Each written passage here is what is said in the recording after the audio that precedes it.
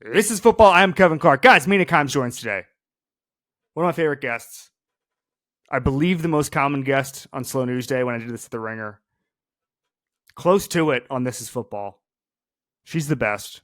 One of my favorite people in the industry. As a reminder, 5-star reviews help us help everybody. Programming note, we're going to go on a training camp tour next year, probably, but next week. And we're going to do, the plan is to do an episode from every stop. So that will be interviews, insight, all that stuff. You saw this last year. The only difference is I think each team will get an individual episode instead of what I did last year, which is I did 2 or 3 places and then cobbled them together. I think we're going to be able to do team by team. So get ready for that. See ya next week on that one. Ladies and gentlemen, Mina Kimes.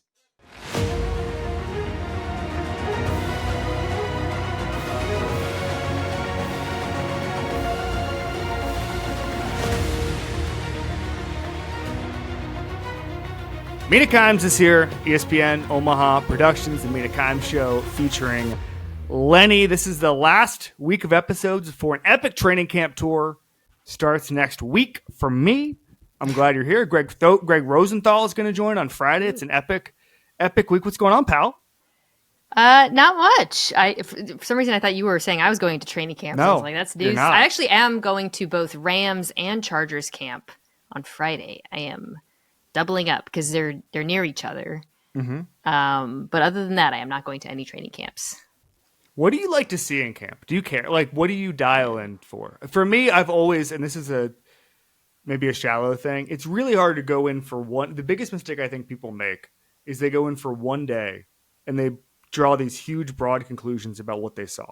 And I always think, like, someone could have been dinged up. There could have been something. They could have been trying something that day. I got in a lot of trouble years ago, but so there was this whole thing with Aaron Rodgers where he was throwing a bunch of practice interceptions, and it was a really awful day. And all of these national people were like, "Oh, Aaron Rodgers is, he's washed," whatever the hell it was, right? And so I asked Mike McCarthy after practice. I was like, why is he throwing all these interceptions? And McCarthy was like, well, he has all these young receivers, and so he's trying to figure out who can catch the ball in the back of the end zone, and he's just throwing it up for grabs to see like who comes down with it. And so it's like, if I didn't have that context, and I tweeted it out and all these Bears fans were like, you're making excuses, bro. But if I didn't have that context, I'd be like, wow, Aaron Rodgers sucks this year. And so I think a lot of times with training camp in particular, people read too much into it. And so I really go and just A, search for that context, and then B, just figure out like who's impressing, whatever. Yeah. The watching the practice thing can get you in a lot of trouble if you're not on it. Yeah, I think you learn a lot less from watching the players and more just from talking to the people at the camp and picking up on the vibes. I think you hit when you said who's impressing. That's the kind of first thing you figure out. Usually, like if there's a name, whether it's a rookie or a free agent acquisition, who just kind of everybody keeps bringing up, these are the people who are watching them every day and have a broader sense of also the context of like what is actually happening. So I would say, and I would like to hear your thoughts on this. I feel like you can pick up on a general vibe. Yes. Like if the vibes are good or the vibes are off. Have you ever been to a camp where you just were like, the vibes are not good right now? And then that was borne out? So I think the most important thing on that is when coaches or front office members start to complain in July or August about certain people inside the organization, where you're just like, oh, someone's going to get fired like kind of soon, and they're already making excuses. Like they're trying to distance themselves. So either it's like an assistant GM being like this, pre-fired, exactly. Thank you. Either it's like an assistant GM being like, this staff doesn't know what it's doing. Or the offensive coordinator being like, this front office really gave us crap. You're like, oh, this is going to get really ugly really soon. And everybody is trying to get off the ship. They're little rats scurrying off the ship.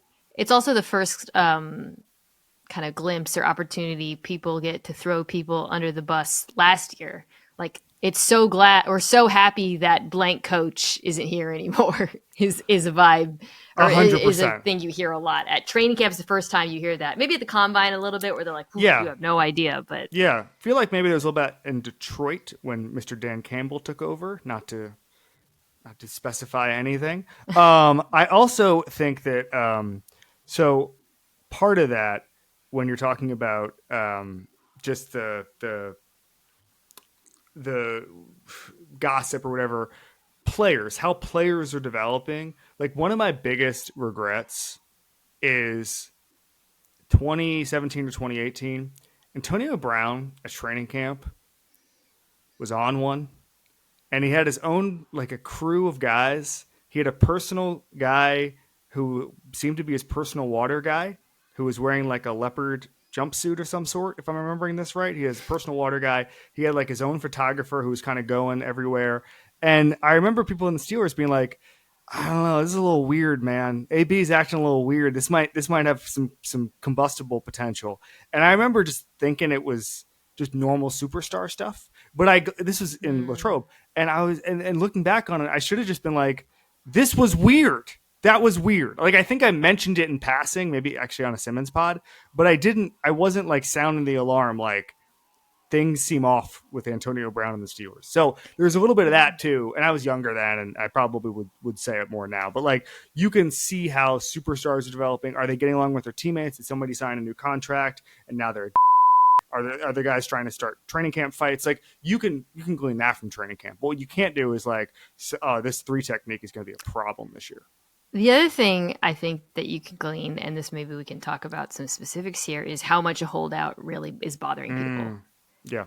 Like, because there's training camp holdouts that don't matter, and then there are training camp holdouts that very much matter. And there's a couple big ones going on always, every year. There's always some big ones. There's half the Bengals. So, all right. So let's do the best player in football before we get into the Bengals. I used to do this episode every year, and the episode devolved into the second best player in football because we knew who it was. It was Aaron Donald. And then you get into, and I was doing my list today, and what we're doing, we're going to have candidates, and then we're going to go through them and then figure out just what that means now. And with Donald, it was such an open and shut thing that I don't even think we really explored the conversation very much, because he was just so dominant. And he was so good, and he was so smart and so intellectual. And he didn't have any flaws, and he worked hard. Andrew wrote this on the show. He said he's the only guy he's ever met who worked every day of his life feel like he was an undrafted free agent, which I think is a great way to put it. And it's also why he was the dominant force for a decade, or and probably would be if he wanted to play again. And the way he used his intellect, like the way he was able to set guys up and wait until the money down to actually make his move or hint at a move, like, it was just incredible to watch. So that goes away. And then there's a power vacuum, right? We got to figure out who the best player in football is. And it's a different question than most valuable. I think, actually, let's do this real quick. I don't want to go down in front of the rabbit hole. If you're drafting players, all like all 30 teams are just, it's like a Madden fantasy draft, right? Like, they're all repopulating the roster. How far do we go until the first non-quarterback is taken? Just pure value. Yes. Oh, draft, you're right. That's a great question. I'd say like 12th.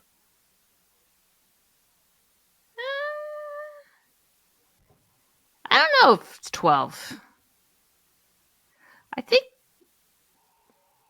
maybe like 7 or 8, actually. I don't know.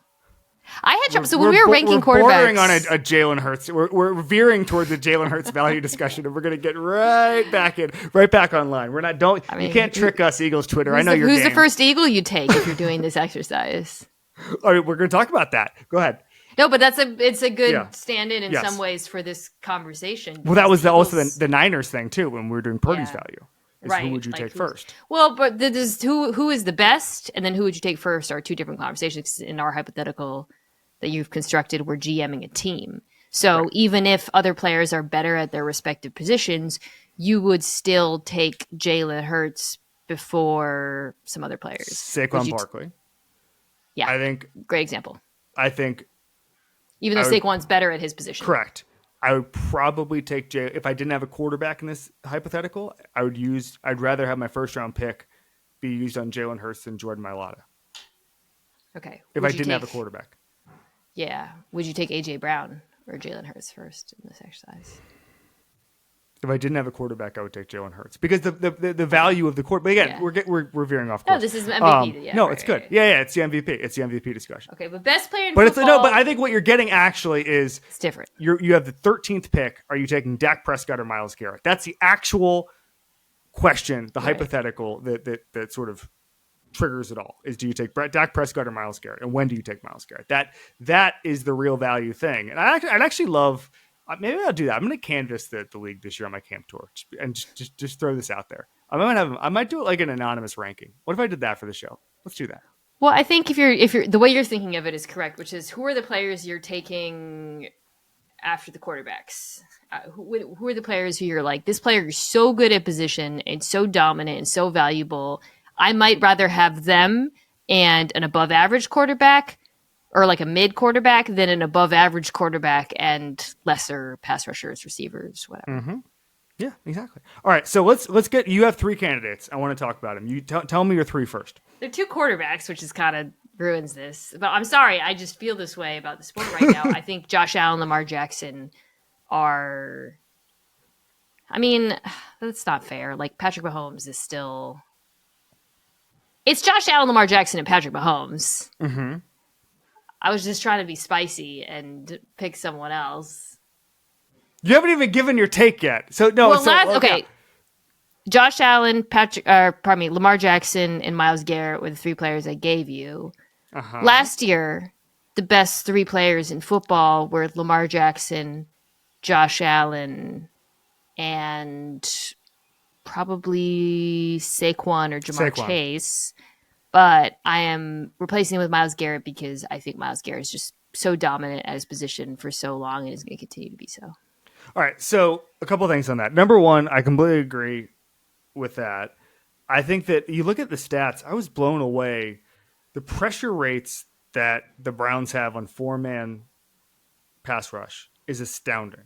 And I don't think it's they have talent on the defense. Andrew Berry's done a nice job with certain position groups, but it's Garrett. It's just Garrett. It's just what a demon he is, how much attention he draws, how physically gifted he is, the motor, everything. Like, it is unbelievable what we're watching. And I don't want to get Browns fans mad, but there was a part of me, Mina, that when he was asking for a trade, as a football fan, I was like, let's see it. Like, let's see this in late January. Let's not see the potential of a wild card game or a divisional round game. And like, if they get lucky, like, I want to see Myles Garrett in the Super Bowl, because this is almost Aaron Donald-esque when you're just looking at it.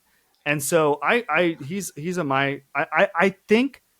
think by the definition I'm giving, I think Myles Garrett is the best player in football. I think he takes the Aaron Donald crown. When you're talking about just master of a craft, and the way I view it, it's funny because he's a bad boxer now, but there's a boxer, Anthony Joshua, who used to say that in his mind, true greatness is making a professional like an amateur. And I think the 2 guys who consistently do that are Myles Garrett and Lamar Jackson. I think what Lamar Jackson does to defenders makes a professional like an amateur. So I think that's the 2. I'm going to throw a couple more out. I thought of one. Saquon Barkley, you mentioned. Jordan Mailata, I'm going to just throw out there. Patrick Surtain. Jordan Mailata, really? So he was the number 1 rated PFF tackle last year. I think that he has a lot to do. I think he has a lot to do with what they do up front. Obviously Lane Johnson is in the mix here, but he's getting up there in age. He's missed some time. The whole unit, it's hard for me. What's funny is the Eagles' offensive line is almost a cousin of the Jalen Hurts discussion, where I'm not sure who should get the credit. I think it's Mailata, but like, I also think that. I think Lane Johnson is the best player on the offensive line. So. Right. But also, like, how much Cam Jurgens coming in for Jason Kelsey, how much does that matter? Landon Dickerson, how much does that matter? Like, they're so good that it's almost like the Jalen Hurts thing, where you're worried that not everybody's getting enough credit. I'll throw out, can I interest you in a Fred Warner? Yes, I thought about that. It's really, I always think about this every year when I do my All-Pro vote, since I've become an All-Pro voter. No big deal. The level of the fact that he continues to be the best linebacker, the best at his position year after year after year, despite playing through injury last year, is kind of insane.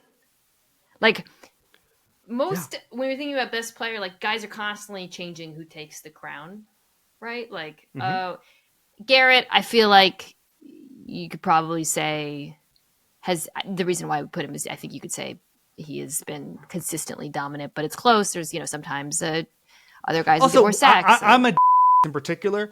You can see it with Garrett. You don't need, like, there's certain things, off-ball linebacker, it's like, oh, look what he does with his hips, whatever. You almost have to be a coach to understand it. But with Garrett, it's like, oh, you see that 6'7", 320-pound guy? He just made that guy look like a clown. So with Warner, you get continued dominance at a position over many years.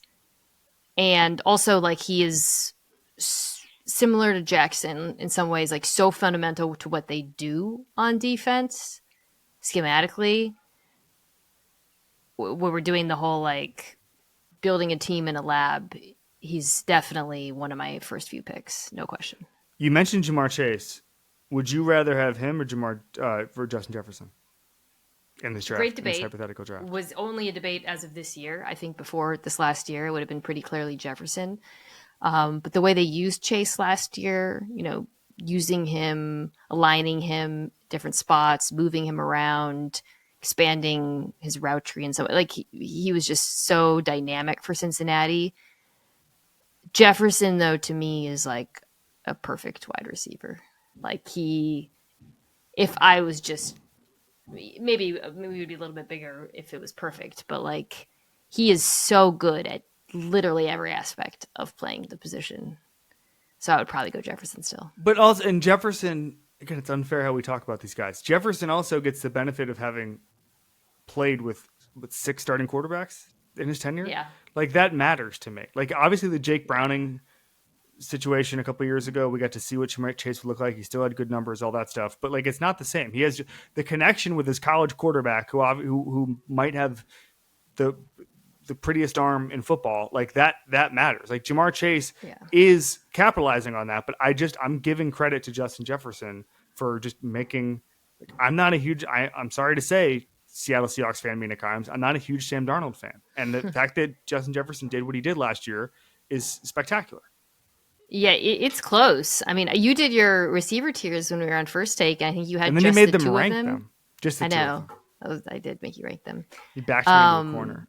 I did back you in. That's First Take, baby. It is close now. It's really close. And I wouldn't be angry at anyone. I mean, Chase, what he does after the catch, he's stronger, you know, I think arguably more explosive. So it really is like a pick your preference thing. I agree. Saquon. How good would a running back have to be for you to think he's the best player in football? I would have to think that their dominance was irrespective of blocking, or maybe not irrespective because it's just so innate to the position. But I think, I just have to ding him a little bit for playing behind the best offensive line. So and the fact that we saw him playing running backs. We saw him playing behind a worse offensive line, and he wasn't as productive. So that's just on my mind. Is there anything funnier on the Saquon situation when the Giants fans are like, well, Joe Shane was right because he wouldn't have put up those numbers with the Giants? I mean, there's something to that. There is something to it, but guess what else there is something to? That's worse for Joe Shane. Yeah, right. Oh, Joe Shane couldn't build a team good enough for Saquon to look good. 100%. By the way, when I was doing my NFC East preview, I was looking at the Giants' offensive line. Joe Shane has invested so much draft capital into that offensive line. There's I feel like a Joe Shane redemption tour going on this offseason. Like in the media? Yeah. Oh, yeah. Well, part of it is that they're all... You heard this? No, yes, 100%. Like, what am I missing here? I don't know Joe Shane. I never met him. I'll probably try to meet him this summer. Part of it is that there's this idea that he salvaged his tenure with the last draft class, with Malik Neighbors and the safety and Tyler Drew Phillips is good. Yeah. And I'm sorry, like I don't. You didn't. This isn't the 2010, 2011 Seahawks year, okay? Like, Also, have not fixed the quarterback position, the offensive line, or They're the bad. corners. They're going to be bad again. How long do they get to keep being bad?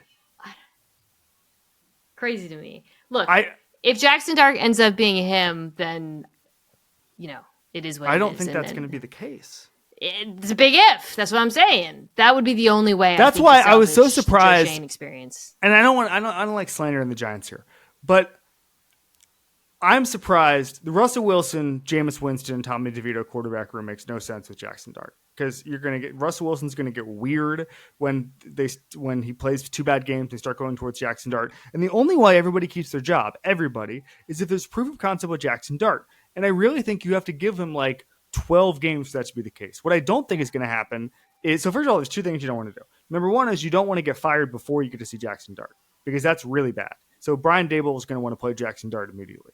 Or not immediately, but as soon as possible, right? Yeah. Just especially if they start 0-2, 0-3, whatever. Let's just see Jackson Dart. Number 2 is like I don't want to kind of cousin of that. I don't want to see just him in 3 games and then he's fine, and then Giants fans spend the next 8 months after that talking about how good he's going to be. Like I want to see actual Jackson Dart reps to where it matters, and I get to see whether or not he's good. And I don't. It doesn't have to be drawing huge conclusions, but they lack talent to the point that I want to see maximum Dart. If Jackson Dart has, let's say, a Drake May type final few games, which I'm personally skeptical of, does everybody keep their job? So here's the problem with that. Drake May got the benefit of the doubt. I love Drake May. He got the benefit of the doubt because the team around him was bad. Yeah. So if he looks good and everybody else looks bad, then Shane should lose his job. Is that not right, like because he built the team around him? He built the team. You've been there for a while, buddy. We saw it on Hard Knocks. We saw you on HBO in 4K. So like the only way everybody keeps their job is if they win with Jackson Dart. I'm not saying 12 wins. I'm just saying like 500 ball with Jackson Dart, and then you say, okay, we got something here. Let's not install a new offense. Let's not do anything. There's no need. There was a need for a Vrabel type in New England. There was a desperate need for it. And it's Brian Dable's job to show that there's not a need for just a guy who's going to come in, because they got, how owners always hire the opposite of the guy they just fired. So the next Giants coach is going to be closer to like what Pat Shurmur was, where it's just like some guy who's done it before, professionalized the operation, than Brian Dable, who is the ascendant offensive coordinator. But I don't know. I have no faith. By the way, tanking in December looks better and better because I didn't think they should have done it, and they should have. Who in that building is going to be willing to lose games? No one. No, but what I'm saying is last December when they could have gotten Cam Ward. Yeah, right. I think that there is a possibility, though, that they thread the needle in such a way that Dable, if the scenario that I painted happens, where it's like a Drake May type outcome, I think Dable keeps his job and Shane might not. Maybe he does. I don't know. The guy apparently has 9 lives in New York. Who's going to be the worst team in football? Saints? Yeah. I'm doing these Power Hour pods, and they keep finishing last. Although actually Bomani had the Browns worse. I just think the Browns defense is too good. There's too much talent. No, there's too much talent. And Stefanski's a better coach at current than Kellen Moore. Yeah. The teams that keep finishing in the bottom are the Saints, the Browns, the Giants, the Titans. Barnwell thinks the Titans might make the playoffs. That's wild. Weak division, and they have a little more talent. He thinks they have a little more talent than other people do. I think Cam Ward's amazing. I just think that, how I feel about Cam Ward. But the defense, we'll see what happens along the offensive line. Do we trust Bill Callahan? The weapons, Calvin Ridley, Tyler Lockett. I don't know, maybe. Yeah, I don't see it with the Titans. Bill, wow, what a spicy take. It was great. He also, we did like a AFC tiers thing, and I hand waved the Titans. I'm flirting with a Jags could compete for the playoffs take. That seems reasonable. Yeah, that seems reasonable. They've got talent. Brian Thomas Jr. is really good. Trevor Lawrence. Trevor Lawrence throwing so many deep balls last year. Can we get the man a screen game for the love of God? It's Liam Cohen's specialty is screens. I know. And so I'm intrigued to see all that. And then I don't think that the AFC is pretty deep. The AFC, it's really hard. It's going to be really hard to make the playoffs in the AFC. Do you think, so I said this on TV today, and I feel good about it. How close do you think, what does CJ Stroud need to do to get on the upper tier of AFC quarterbacks. Because I actually think of the guys in the AFC who are not on it, he is now he's not the closest because of what happened last year where his deep ball regressing, but he's the most likely to get there.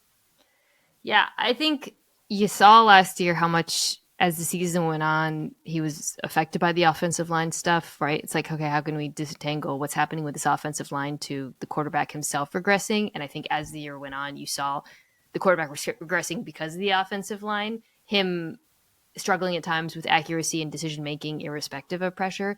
So I think you'd want that to reverse where, sure, it's fine if he's affected by a muddy pocket. I'm not optimistic about the Texans' offensive line improving that much this year, but when he is kept clean, you'd like to see him unaffected by that and to return to being accurate and a playmaker. Yeah, that's what I was disappointed by, and his numbers went in the clean pocket.